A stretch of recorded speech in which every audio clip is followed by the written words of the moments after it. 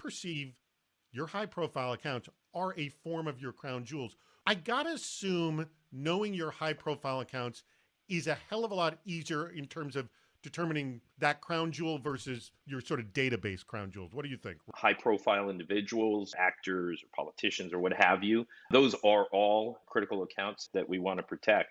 Although we take a detailed focus on things like prevention of ATO and account management, we do have a level of security that is specific to those advanced protection accounts. We're seeing a change in who those high profile targets are within a relationship within companies. The customer service reps being targeted in some of these accounts because they have access to get into the records. So it's a question of kind of deconstructing who has access to your crown jewels, and they become that second tier of high profile user that you need to educate and protect.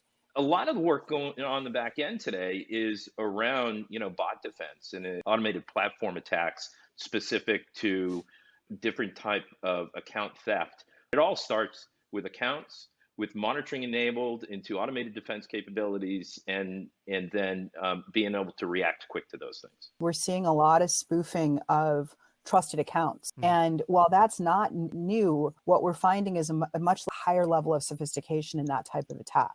Spoofing of friends, family, doing a lot of due diligence research of how can they, in essence, let that guard down and trust that source. Here's a question that comes from Eli Migdal. He's the CEO over at Bordish. How do you identify, quote, risky accounts that have, quote, a finger on the trigger, meaning, yes, they can make a money transfer, but are not a high-ranking profile in the classic terms? If you take, say, like your FP&A organization or any of the financial, and you sit down with them with a BISO or a security analyst, and you say end to end, show me what you do, and you just document it out.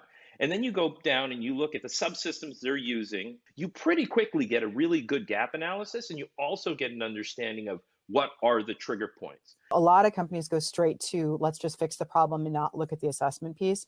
It's then a question of validation. Is that everything? Is everything that you've made an assumption with in your risk assessment? Then it's a question of visibility. A lot of the things that are available for what we're calling here, I guess, high profile accounts is actually available for users. We want the users to be engaged in the discussion about the protection and privacy of their account. We want to give them the controls to make certain decisions. However, when people are more subject to criminal activities, attempt to takeovers, if there's people have their wallets, and we want to ensure that we enable them in a more facilitated way to use those technologies. Welcome to the Department of Yes, where no request is ever rejected. Everyone, just send me your high-profile accounts, and I'll keep track. Do you trust Owen? I think I would trust Owen because he's young, he's energetic, he works a lot, he's very good on the phone. He'll be able to take care of him and safeguard him. And hopefully his elevator pitch is good enough that when people try and target him, he'll be able to reverse engineer and understand where the attack's coming from. I don't think we can trust the users. I mean, Owen's a trustful individual. He's going to automate the heck out of that, put additional monitoring in place, and reduce the complex location that those things like yellow stickies. He's actually going to manage it for them and provide an as service, reduce the threat surface to a smaller location, put more protection around it, and actually protect those better. Store all of your VIP account information in an AWS S3 bucket, unsecured, of course, labeled business critical. Well, I think it gives the individuals that are critically important to the business, and they'll have to use different factors. They're going to have to implement multi-factor. They're going to have to use search. We're going to give them tokens. They're going to have to implement all the good stuff we want them to. Which one is a worse scenario? You obfuscate your high-profile account individual, so your CFO, with low-profile titles, Excel intern. That's one. Or you identify the high-profile account by the level of teeth whitening on their official About Us and LinkedIn picture. Two. At least we can obfuscate something on one. I got to go with the teeth whitening as well. You may be able to find those people, or dear God, maybe you've got a really old CEO with bad teeth. So this is Kevin Hackinson. This was voted up. How much should you worry about the high end, the state level actors, or the low end, the thugs with the $5 wrench attacks, when developing your security policy? You have to plan for minimum industry standards plus the assumed impact to advanced threats to your industry and your environment.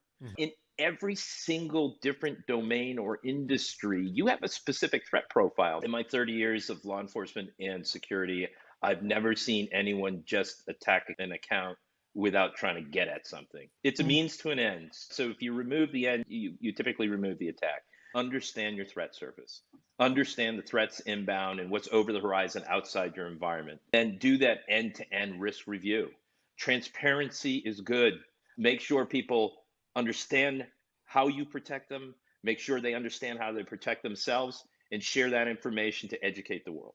It's all about the data. It is all about, too, understanding who finds you appealing, doing the due diligence to figure out who wants to have access to your data, understand where the threats are, and leverage the tools that allow you to do that. Do the risk assessments and really know who those high profile targets are, because they're not the people you think they are anymore.